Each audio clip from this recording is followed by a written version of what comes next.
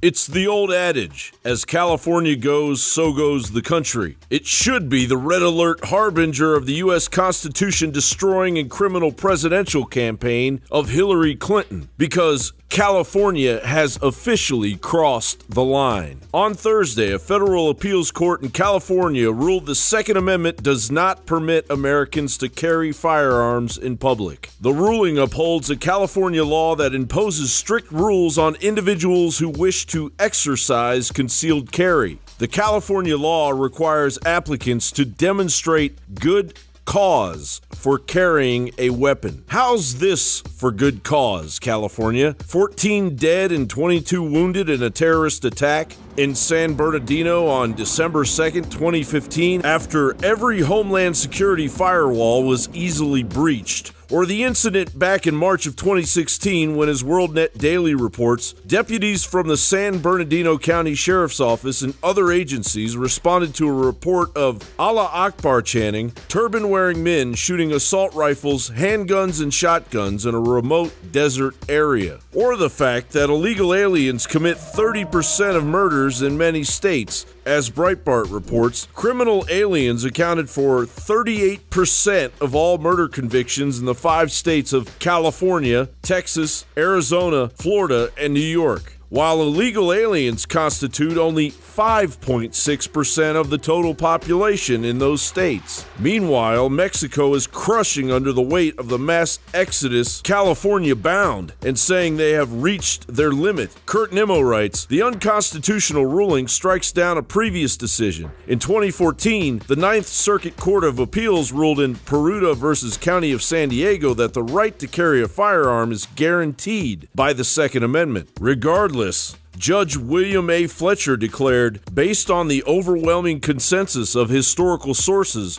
we conclude that the protection of the Second Amendment, whatever the scope of that protection may be, simply does not extend to the carrying of concealed firearms in public by members of the general public. A dissent by Circuit Judge Maria Callahan warns the ruling will have detrimental impact on the Constitution. Judge Callahan writes, constitutional rights would become meaningless if states could obliterate them by enacting incrementally more burdensome restrictions, while arguing that a reviewing court must evaluate each restriction by itself when determining its constitutionality. The decision establishes a precedent for future challenges to the right to concealed carry and will embolden efforts by the government to dilute and eventually render the Second Amendment meaningless. Ben Shapiro, writing for the Daily Wire, argues, incrementalism is the explicit goal of the left. Of course, Hillary Clinton and Barack Obama will never say they want to ban all firearms. Instead, they'll just destroy the right to bear arms piecemeal. They'll say you have no right to open carry, you have no right to concealed carry, and you have no right to have guns in the home. In case you hadn't noticed, incrementalism is the modus operandi of the New World Order agenda. What sounds impossible now, by 1,000 cuts, will be a reality tomorrow. And then that old adage will be modified to, as the Second Amendment goes,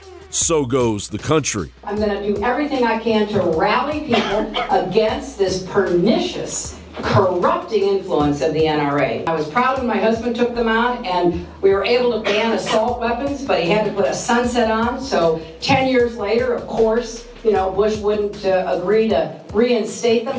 When ordinary hands can possess such an extraordinary instrument, that symbolizes the full measure of human dignity and liberty. From my cold, dead hands. John Bound for Infowars.com.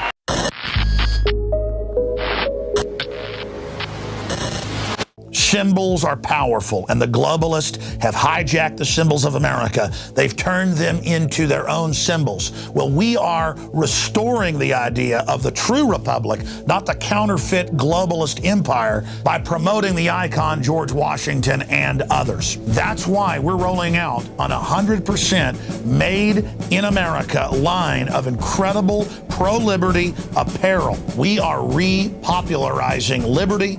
We are helping fellow Americans rediscover what made this country great. We are the spirit of 1776. We are 1776 worldwide. We are all brothers and sisters in arms in the animating contest of liberty in the long march towards humanity's ultimate destiny of freedom. Visit madein1776.com today and vote with your dollars to promote truly made in America, high quality products, and promote the ideals of liberty.